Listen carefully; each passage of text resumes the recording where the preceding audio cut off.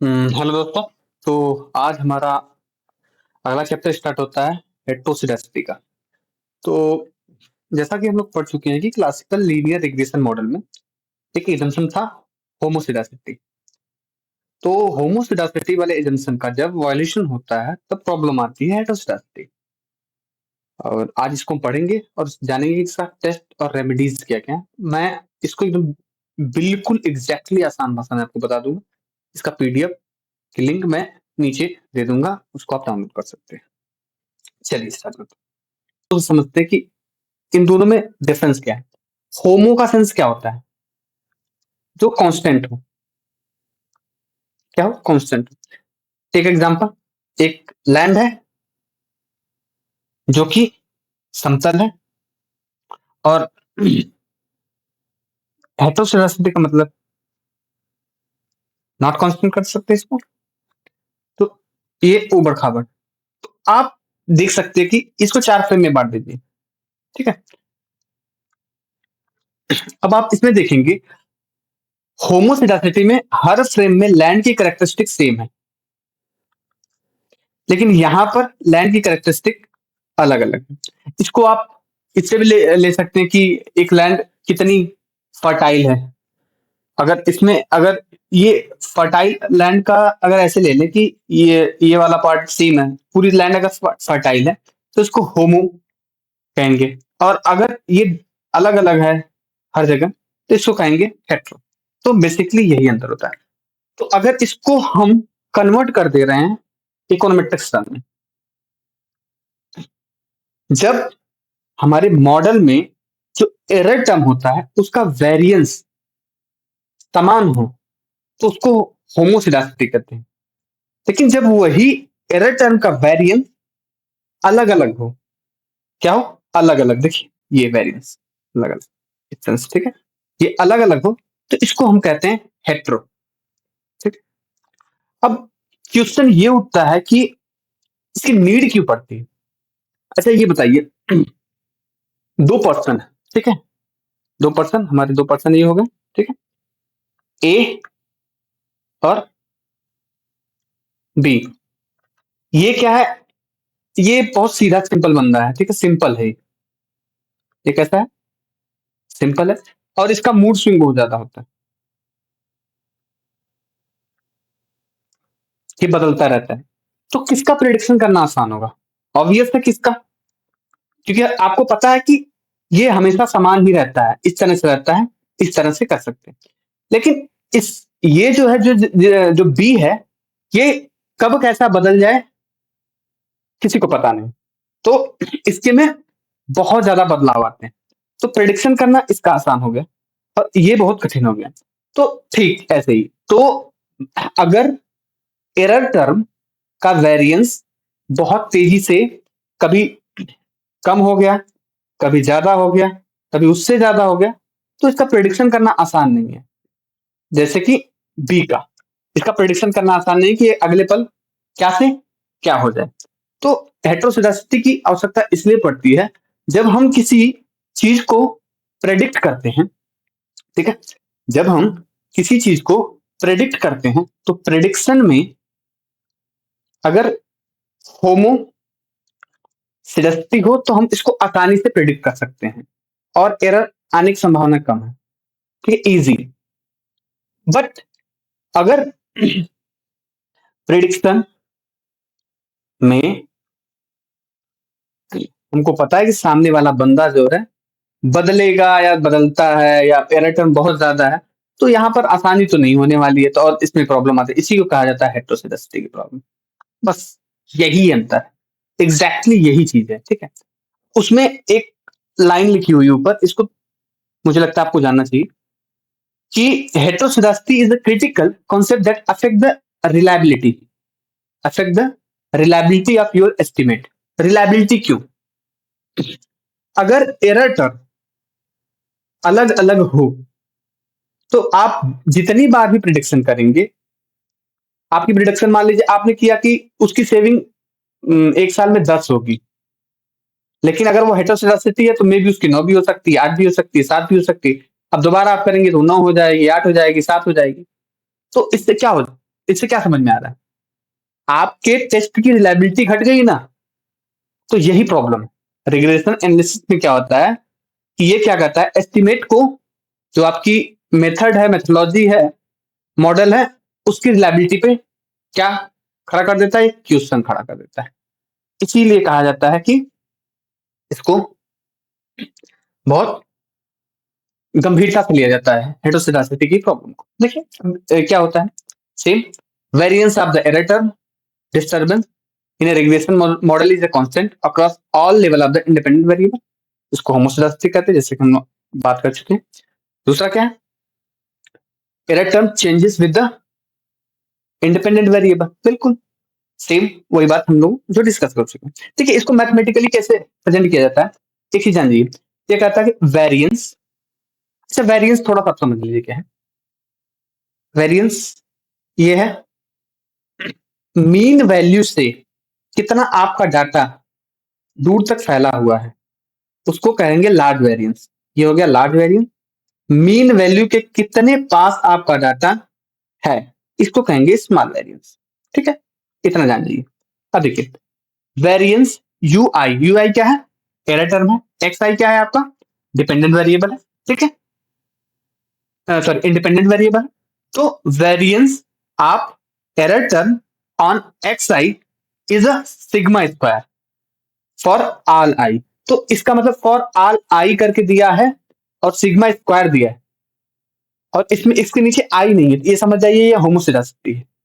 अब देखिए हेटेरोसिडासिटी में क्या है, variance U I on X I sigma square I, यानी कि आई क्या होता है कि एवरी टर्म जो वेरिएबल है वो एवरी वेरिएबल के थ्रू बदल रहा है, यानी कि सबका हर वेरिएबल का वेरिएंस एरर टर्म के लिए बदल रहा है। तो इस चीज को क्या कहेंगे हम, हेटेरोसिडासिटी की प्रॉब्लम। ठीक है, हमको लगता है कि आपको ये समझ में आ चुका होगा।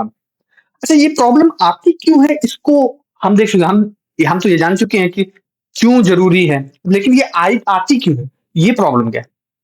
एरर लर्निंग मॉडल, जैसे कहा जाता है ना कि इंसान जो होता है अपनी गलतियों से सीखता है, बिल्कुल वही है। जब मॉडल में कोई एक ऐसा वेरिएबल है जो एक्सपीरियंस के थ्रू, जैसे कि मान लीजिए हमने ह्यूमन कैपिटल ले लिया, ह्यूमन कैपिटल ले लिया, अगर ह्यूमन कैपिटल अपने एरर से सीख रहा है, ह्यूमन कैपिटल अपने एरर से सीख रहा है, तो क्या होता है कि एरर टर्म समय के साथ घटता चला जाएगा, डिक्रीज ओवर टाइम, बिल्कुल। तो क्या होता है, ये अलग अलग हो जाता है। अब affect the variance of error decrease, same वही चीज है। जैसे कि एक एग्जांपल मैंने यहाँ पर लिया है कि घंटों भर अगर आप टाइपिंग करेंगे तो आपके टाइपिंग एरर होने की संभावना धीरे धीरे कम हो जाती है। तो वो एग्जांपल है। दूसरा एग्जांपल ले लेते हैं, इंक्रीजिंग डिस्क्रिशनरी इनकम। इसका मतलब ये है कि जैसे जैसे आपकी इनकम बढ़ेगी, आपकी सेविंग और खर्च करने की जो वो है क्षमता भी घटेगी बढ़ेगी। तो with higher income people have a more choice on how to spend और सेव देयर मनी, बिल्कुल। तो वही चीज हम यहाँ पर लिखे हैं, the variance of error increases with the income. तो इसको आप पढ़ सकते हैं। तो इसको अब अगला देखते हैं पार्ट के, इंप्रूव डाटा कलेक्शन टेक्निक। बिल्कुल, अगर आप डाटा कलेक्शन की टेक्निक बेटर कर लेते हैं तो आपका जो वैल्यू होगी एरर टर्म की वो घटती चली जाएगी टाइम के साथ। एरर टर्म की वैल्यू जब घटेगी तो वेरिएंस भी इसका बदलेगा, कम होता चला जाएगा या तो ज्यादा होता चला जाएगा, जो भी हो उसे कम ही होगा। तो इससे भी आता है हेटेरोसिटी की प्रॉब्लम।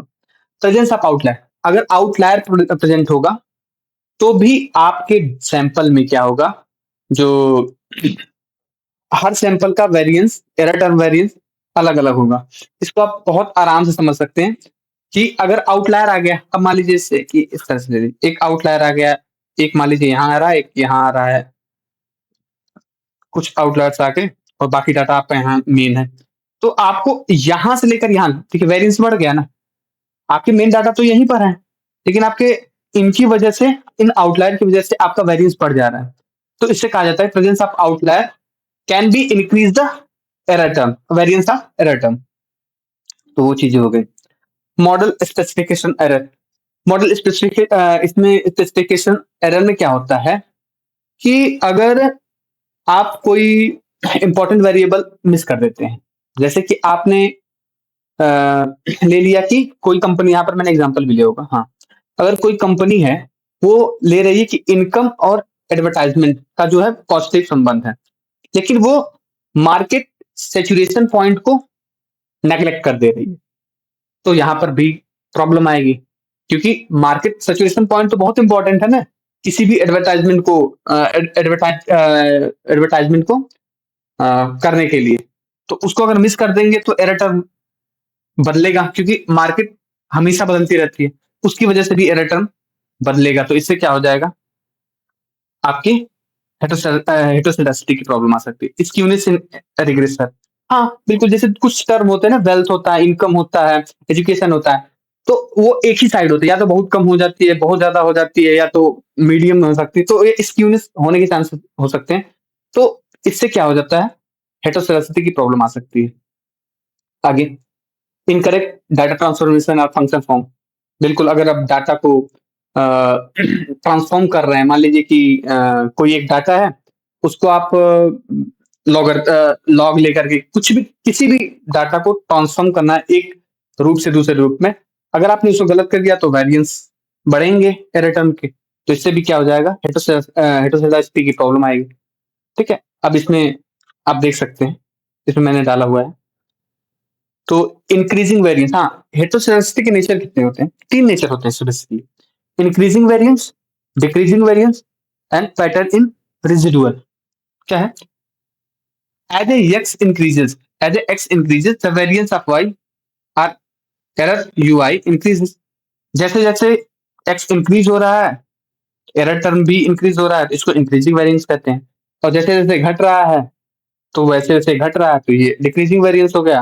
और कभी कभी क्या होता है कि एक पैटर्न में होते हैं, जैसे कि इस तरह पैटर्न हो गया, मतलब कि किसी भी शेप में एक पैटर्न आ जाता है, जैसे कि ये शेप हो गया, और कई शेप होते हैं, तो उनको ज्यादा एक पैटर्न में जब रेजिडुअल होते हैं तो उनको कहा जाता है पैटर्न इन रेजिडुअल। अब कंसेक्वेंस ऑफ हेटेरोसेडासिटी, इससे क्या हो सकता है, क्या प्रॉब्लम आ सकती है, इनएफिशिएंट एस्टिमेट। हम एस्टिमेट में जब पढ़ रहे थे, एस्टिमेट वाले प्रॉब्लम पढ़ रहे थे, तो हम लोग उसमें पढ़े थे कि एस्टिमेट अगर वेरिएंस पर निर्भर करता है, एस्टिमेट अगर एफिशिएंट, एस्टिमेट तो ठीक है, एस्टिमेट तक ठीक है, लेकिन जब एफिशिएंट एस्टिमेट की बात आती है तो वहां पर वेरिएंस आ जाता है। एफिशिएंट एस्टिमेट की जहां बात आती है वहां वेरिएंस का रोल हो जाता है, क्योंकि कोई भी एस्टिमेट अगर अनबायस्ड है और लार्ज वेरिएंस है तो वो एफिशिएंट नहीं हो सकता, लेकिन जब वो स्मॉल वेरिएंस के साथ हो तो एफिशिएंट हो सकता है। तो बिल्कुल हेटेरोसेडासिटी तो खेल ही पूरा वेरिएंस का ही है, तो वेरिएंस अगर गड़बड़ होगा तो इनएफिशिएंट एस्टिमेटर हो जाएगा, बल्कि बायस तो रहेगा, ठीक है, अनबायस तो रहेगा, ठीक है। तो वही चीज मैंने लिखा है, इसको आप देख सकते हैं। इनकरेक्ट स्टैंडर्ड एरर, बिल्कुल, स्टैंडर्ड एरर, एरर जो होगा अलग अलग होगा, क्योंकि वेरिएंस जब अलग अलग आ रहा है तो स्टैंडर्ड एरर अलग अलग होने के चांसेस ज्यादा ही है, क्योंकि the standard error of coefficient become unreliable leading to misleading confidence interval and hypothesis testing. अब जैसे कि आपने सोचा कि सेविंग लोग 10 ही रुपए कर रहे हैं, तो आप उस हिसाब से जो कॉन्फिडेंस इंटरवल बनाएंगे आप अपना कि ये कितना है, लेकिन वो क्योंकि बदल रहा है, एरर टर्म जो है बदल रहा है, तो इससे क्या हो जाएगा, वो चेंज हो जाएगा, वो आगे जाकर चेंज हो जाएगा, ठीक है, इस तरह से। तो इससे भी आपको प्रॉब्लम आए, इससे क्या चेंज हो जाएगा, तो इससे क्या हो जाएगा, आपका स्टैंडर्ड एरर दोनों के लिए अलग अलग आ जाएंगे, तो ये भी प्रॉब्लम आ जाएगी। बायस टेस्ट स्टैटिस्टिक्स, ओके, जो हमारा अगला स्टेप होगा वो होगा स्टैटिस्टिकल टेस्ट। स्टैटिस्टिकल टेस्ट को किस तरह से हम इस्तेमाल करेंगे, ये देखिए, हम जब हम अपना मॉडल चेक करेंगे, मान लीजिए मेरा मॉडल एक था ना, हम लोग जैसे बनाए थे एक model, y equal to beta 0 beta 1 x 1 plus e. ये हमारा मॉडल था। अगर हमको ये चेक करना है हमारे इस रिग्रेशन मॉडल में क्या हेटेरोस्केडासिटी की प्रॉब्लम है कि नहीं है, तो ब्रूइस पेगन टेस्ट क्या करता है, ये पहले चेक करता है कि क्या जो x है और ये ई दोनों एक दूसरे पर इंटरडिपेंडेंट सॉरी या डिपेंड वेरिएंस ऑफ एरर जो होता है, यानी ई की जो वैल्यू है जो चेंज हो रही है, क्या ये इस पे डिपेंड करती है कि नहीं, x1 पे डिपेंड करती है कि नहीं, कि x1 की वैल्यू अगर बढ़ेगी तो वो बढ़ेगा, जैसे हम लोग ऊपर पढ़े थे ना इंक्रीजिंग वेरिएंस, अगर x1 की वैल्यू बढ़ रही है तो ई की वैल्यू बढ़ रही है या नहीं घट रही है, तो इस चीज को चेक करने के लिए जो आता है वो आता है ब्रूइस पैगन टेस्ट। ये चीज ध्यान रखिएगा आप लोग। फिर हम क्या करते हैं इसको, इसमें पहला स्टेप होता है ओरिजिनल रिग्रेशन, जो ये है ओरिजिनल रिग्रेशन है, पहले इसको करते हैं, इसकी वैल्यू निकालते हैं क्या आता है, ठीक है। अब इसको क्या करते हैं, जो रेसिडुअल है इसका मतलब ई है, इसका स्क्वायर करते हैं। स्क्वायर किस लिए करते हैं, स्क्वायर इसलिए किया जाता है कि जब स्क्वायर किया जाता है तो मैग्नीट्यूड हमको पता चलता है, ठीक है। और ऐसे तो ये डायरेक्शन बता रहा है कि प्लस में है या माइनस में है, इस तरह से, ठीक है, माइनस नेगेटिव है पॉजिटिव है, ये डायरेक्शन है। लेकिन स्क्वायर अगर कर दीजिए तो मैग्नीट्यूड बताएगा, क्योंकि स्क्वायर में तो साइन का कोई वैल्यू रह नहीं जाता। तो अब क्या होगा, अब जो ई स्क्वायर आएगा उसकी वैल्यू आप यहाँ पर रख देंगे। जब इसकी ई स्क्वायर की वैल्यू वहां पर पुट करेंगे तो एक नया रिग्रेशन आ जाएगा, ठीक है। नया रिग्रेशन का क्या करेंगे, ये नया रिग्रेशन को हम आर ले लेते हैं, ठीक है, आर ले लेते हैं, ठीक है। अब क्या करेंगे, multiply the r square from the new regression by the number of observation, ठीक है। इसको उठा करके अब हम क्या करेंगे, use the r square from the new regression. अब ये जो न्यू रिग्रेशन से जो हमको आर स्क्वायर मिलेगा उसको हम मल्टीप्लाई करेंगे एन से। अब जब एन से मल्टीप्लाई करेंगे तो एक समथिंग वैल्यू आएगी। मान लीजिए कि एन हमारा अगर टू है और आर स्क्वायर हमारा है अ, कुछ भी जो आया हो 0.2 आया हो, तो हमारा आ जाएगा 0.4 आ जाएगा, ठीक है। अब क्या करेंगे, हम काई स्क्वायर वैल्यू है, काई स्क्वायर का टेबल होता है, जैसे कि अगर हम 0.05 के लिए निकाल रहे हैं, यानी कि 5% सिग्निफिकेंस यानी अल्फा है, तो उसके लिए अगर हम निकाल रहे हैं तो उसका एक टेबल होता है। जैसे कि मैं एक एग्जांपल दे रहा हूँ, अगर डिग्री ऑफ फ्रीडम पे हम कभी चर्चा कर लेंगे एक बार, तो डिग्री ऑफ फ्रीडम 1 है, तो जो इसकी वैल्यू है काई स्क्वायर की वैल्यू आती है वो 3.84 आती है।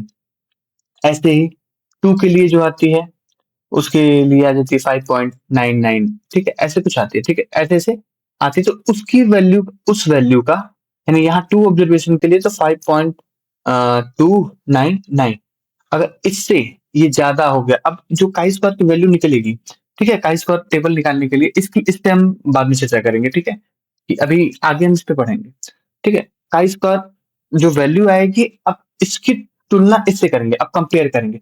अगर if the test statistics is larger than chi-square critical value, it means heteroscedasticity, ठीक है। अगर ये बड़ा हो गया जो टेस्ट स्टैटिक्स है chi स्क्वायर से, तो मतलब कि हेटेरोस्केडासिटी की प्रॉब्लम है। अगर ऐसा नहीं है तो ये रेसिडुअल जो है कांस्टेंट है, यानी होमोसेडासिटी है, ठीक है। अब अगला देखते हैं,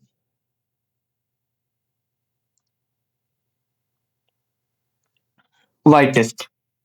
वाई टेस्ट किस लिए इस्तेमाल होता है, वाई टेस्ट जो होता है, the White test check for the heteroscedasticity without assuming the specific pattern. देखिए अंतर क्या होता है वाई टेस्ट और उसमें, वाई टेस्ट क्या करता है, ये वो लीनियर के लिए मेनली इस्तेमाल होता है, जो ब्रूइस पैगन होता है वो मेनली लीनियर के लिए होता है, लेकिन ये सभी चीजों के लिए होता है। ये क्या कह सकते हैं हम कि इस जो क्वाड्रिक फंक्शन है उसके लिए भी होता है, यानी कि लीनियर नॉन लीनियर फंक्शंस के लिए भी इस्तेमाल होता है, सेम वही सब कुछ है। Run original regression and get residual, create new variable, run new regression, calculate test statistics, फिर compare to the chi square, same चीजें हैं। और उसको केवल अंतर दोनों में यही है कि ये लीनियर यहाँ पर देखिए मैंने लिखा है, assume linear relationship, it can be overly sensitive, यानी किसी के लिए भी इस्तेमाल हो सकता है। ठीक है, आगे अ, अब दूसरा है ये क्वालिफाइड कोऑर्डिनेट टेस्ट। ये क्या होता है? ये डिटेक्ट इंक्रीजिंग और डिक्रीजिंग वैल्यूज, ये उस पे आधारित है। जैसे हम लोग कर रहे हैं, बात की थी एक्स पे, अगर एक्स की वैल्यू बढ़ रही है, अगर एक्स की वैल्यू बढ़ रही है तो क्या वेरिएंस ऑफ एरर जो है बढ़ रहा है या घट रहा है। ठीक है, इसको डिटेक्ट करने के लिए गोल्ड टेस्ट होता है। इसके लिए क्या होता है, दो जो वेरिएंस होते हैं, ठीक है, उनके उनका एक सेट बनाया जाता है और उन दोनों की एक दूसरे से तुलना की जाती है। ठीक है, तो ये चीजें आती हैं। अब ग्लेजियस टेस्ट, ग्लेजियस टेस्ट क्या होता है? Detect dependence on regression through absolute error. ठीक है, ये यानी कि ये जो रिग्रेशन का डिपेंडेंस होता है, ठीक है, एरर पे है या नहीं है, इसके बारे में बताता है। इसमें भी सेम सेम लगभग सेम चीजें होती हैं ग्लेजियर टेस्ट में। जैसे कि हम लोगों ने बात किया था उसमें वाई टेस्ट में, और सेम पार्क टेस्ट है, इसको भी आप यहाँ से देख लीजिए। और इसमें आप केवल ध्यान रख लीजिएगा, नाम ध्यान रख लीजिएगा, ज्यादा इसमें घुसने की जरूरत नहीं मुझे लगता है अभी। तो यूजीसी नेट वगैरह इसके बारे में नहीं पूछा, ये आपको रिसर्च में ज्यादा मेन काम आने वाली है। अब ऐसे ही ये मॉडिफाइड वॉल टेस्ट है, ईगल आर्क टेस्ट है, इसको भी थोड़ा सा आप लोग देख लीजिएगा। अगर आपको आवश्यकता होगी तो आप लोग हमको कमेंट में मैसेज कर दीजिए कि हाँ, इन टेस्ट के बारे में हमको और नॉलेज चाहिए, तो हम इस पे बात कर लेंगे। ठीक है, ठीक है। अब रेमेडीज क्या होती है, हम इसके बारे में देखते हैं।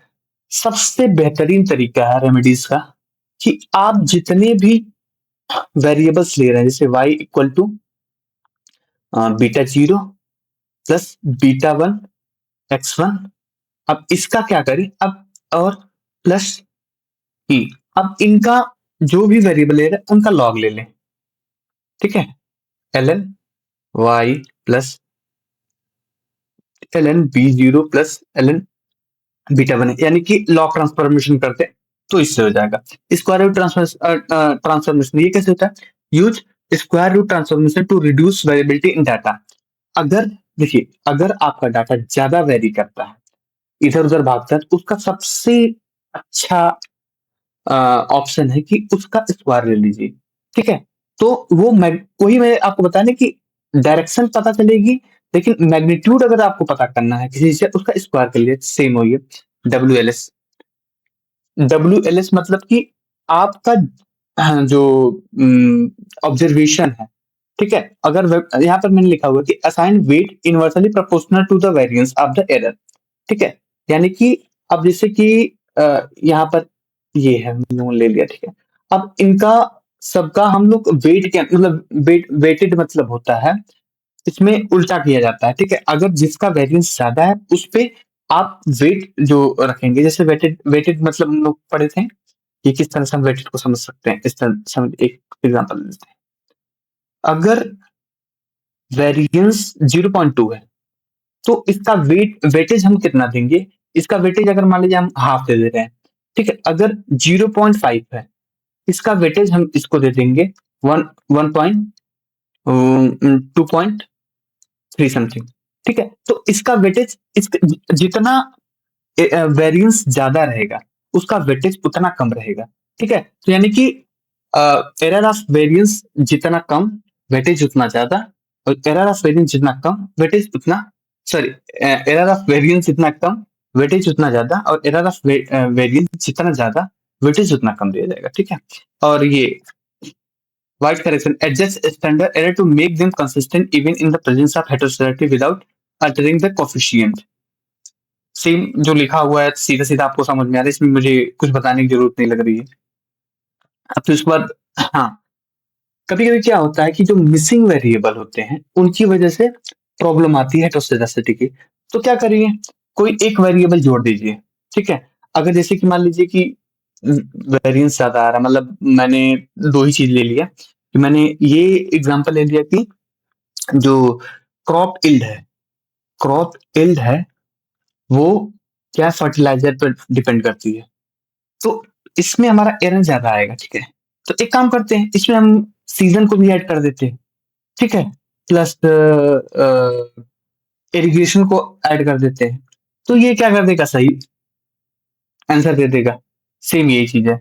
अब एक चीज और है, अब उसी तरह से ये है कि function from the adjustment, generalise least square GLS, outlier treatment, skewness correction, ये सब चीजें हम पीछे तो अभी क्लास में ही हम लोगों ने इस पे डिस्कस किया कि स्क्यूनेस करेक्शन कैसे किया जा सकता है, जीएलएस क्या होता है।